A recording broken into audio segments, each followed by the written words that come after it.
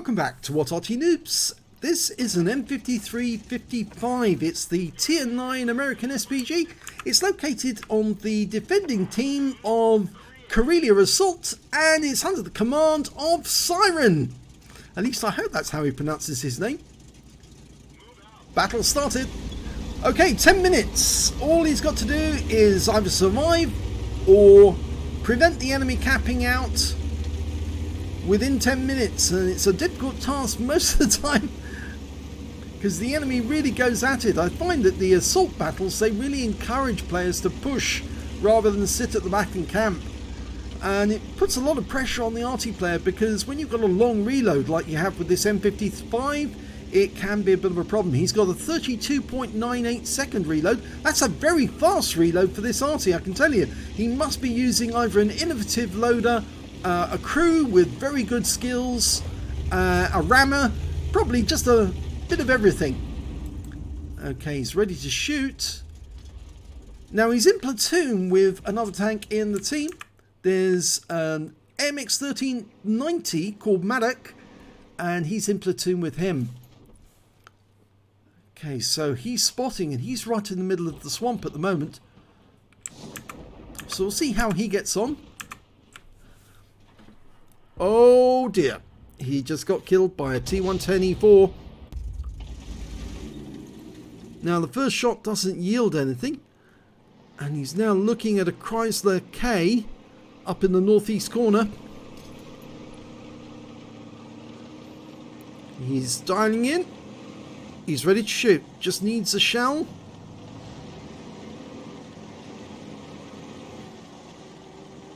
That Chrysler K is going to really feel this shell.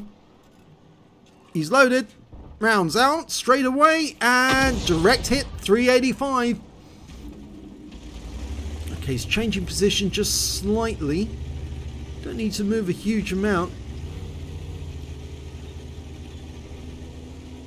Now, one of the things he could do actually when you're aiming like this is to shoot in one direction by changing position to a new position, slightly behind the back of that in that northwest corner, and shooting in the other direction with the next shell after changing position, and that might actually protect you from enemy fire.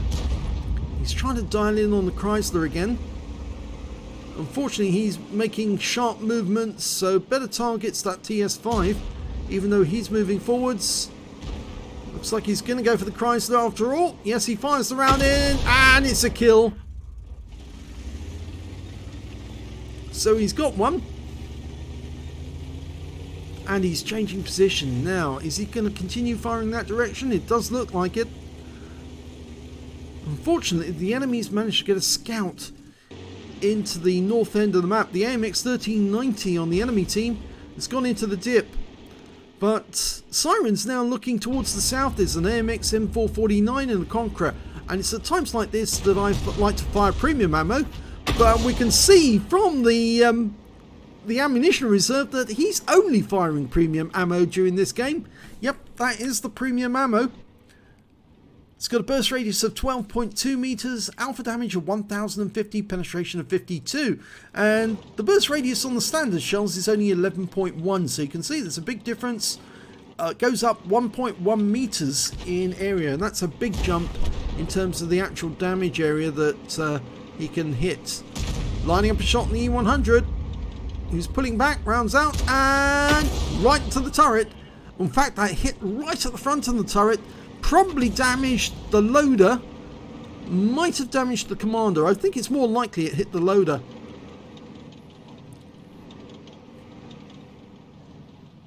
Pretty sure the gunner's on the other side of the turret.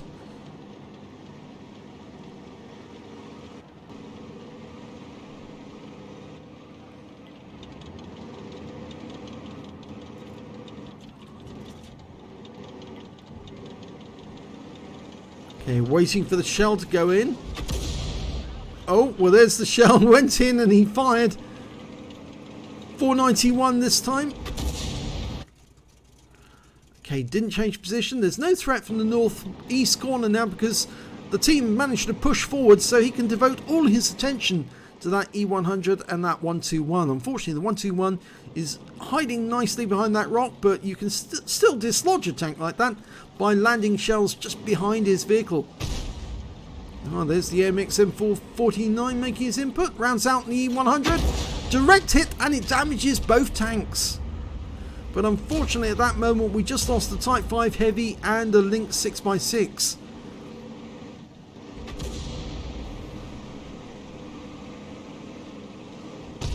E100 is trying to outflank, and it's at moments like that I see what I can do to help the team by getting a shot into the flanking tank to stop him from doing that. We're going after, oh no, we're going to go after that Death Star. Yes, he's got the 183mm gun, and that's a direct hit for 426. He just fired, so he's got a long reload, at least 20 seconds. But of course his reload is quicker than our shells, so somebody else got him there. In fact, it was the Centurion Action 10. There's E100, he's popped back up again. Well, the enemy's running out of time now because they've only just gone over 4 minutes and they're 2 tanks down. Rounds out in the E100, he pulls back, just gets splashed. But he's now one shot, but unfortunately we lose the 705. There goes the E100, the Action 10 again. And this is where I normally go to overhead mode to work out exactly where the shell will land if it's going to land directly behind an enemy tank. If you're firing at a target that's hiding behind a rock, it's good to know that the shell is lined up perfectly to land directly behind the target. Okay, well that 121 just disposed of our teammate. But he has been hit and stunned.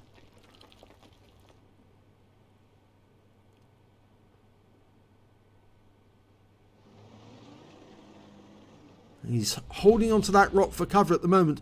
It's not really going to protect him if an 8-inch shell goes in there. So he's going to find out in about 8 seconds how that rock does not afford him any protection at all. Here we go. Rounds out straight away.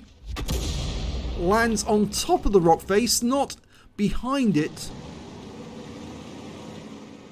Now over on the other side of the battlefield, we've got an E4 and a standard B, preventing our guys moving any further down. But what they're actually doing is preventing those guys from moving up towards the cap. Okay, we've got 2 tanks together. And they're both fairly healthy, but not for much longer. Okay, he's loaded, rounds out straight away. And it hits the E4, damages the standard B. Standard B clears his stun straight away using his first aid.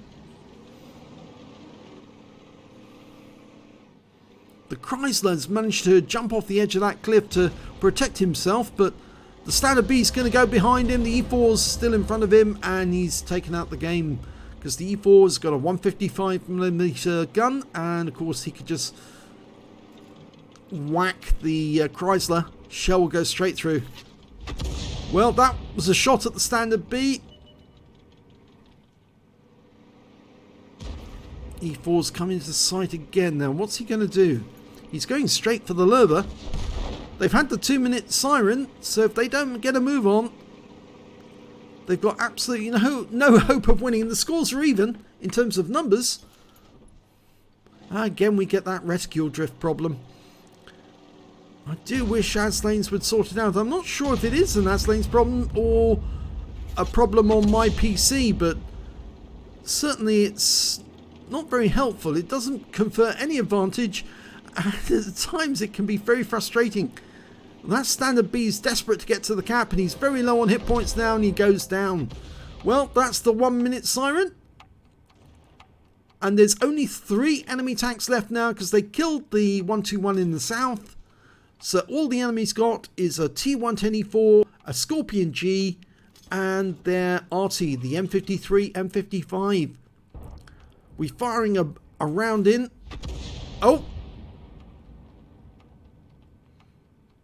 Now, was it because the M53, M55 was there or not? I don't know. But there's Scorpions making a move in the south. I think he's left it a little too late. I don't think there's any hope of him now succeeding. He just received a shell. There he is. More hit points to be gained. Will we get a round out? Yes, just in time, I think. Lining up. Rounds out from Psyrenn. Splashes in for 457. And he's killed. And that's it. They've run out of time. And they've won.